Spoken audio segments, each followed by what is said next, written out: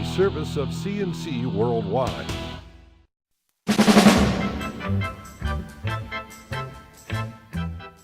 This daily podcast is a service of CNC News, and it's brought to you by the Greece Chamber of Commerce, providing more than 800 member companies with business solutions since 1984.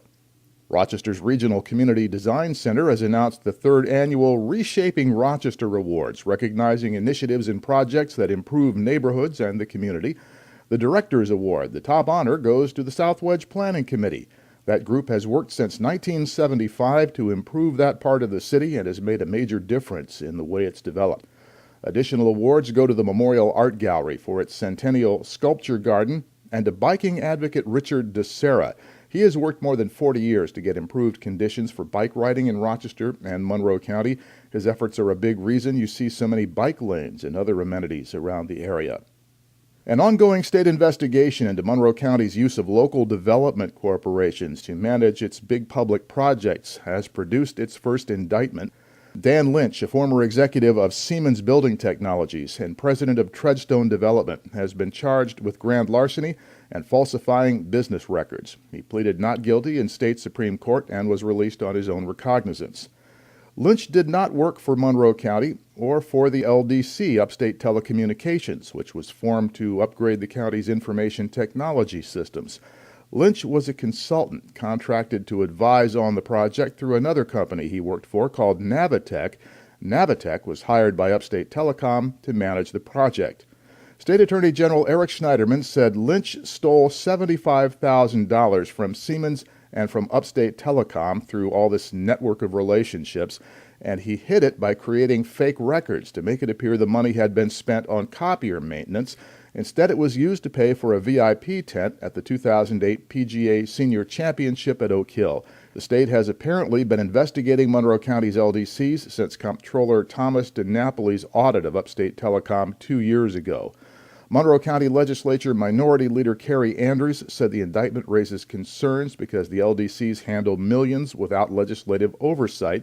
Andrews and the Democrats in county government have been critical of the LDCs, but the Republican majority maintains these nonprofit corporations can work more efficiently than government and save taxpayers money. County Executive Maggie Brooks issued a statement saying the man indicted was an officer of a private company and a subcontractor for a local development corporation. She said Monroe County is cooperating in the investigation, and Brooks said we'll do everything in our power to protect the continuity of our technology and make whatever changes are necessary to ensure the efficient and ethical handling of taxpayer dollars. The Rochester City Council opted for more study Tuesday night on a proposed law that could trigger a new argument on where the line belongs between public safety and civil liberties. Councilman Adam McFadden has introduced what he calls a drug-free zone proposal. McFadden chairs the council's Public Safety Committee, and he bases his law on one in Washington, D.C. that's used to fight open-air drug markets.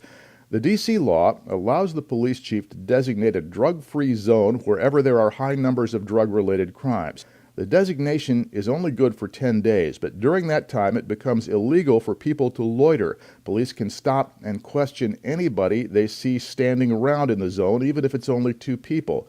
City Council President Lovely Warren said council didn't bring the law to a vote because it needs more study. McFadden says he'll be reaching out to the neighborhood associations and groups around the city and will schedule public meetings on his plan.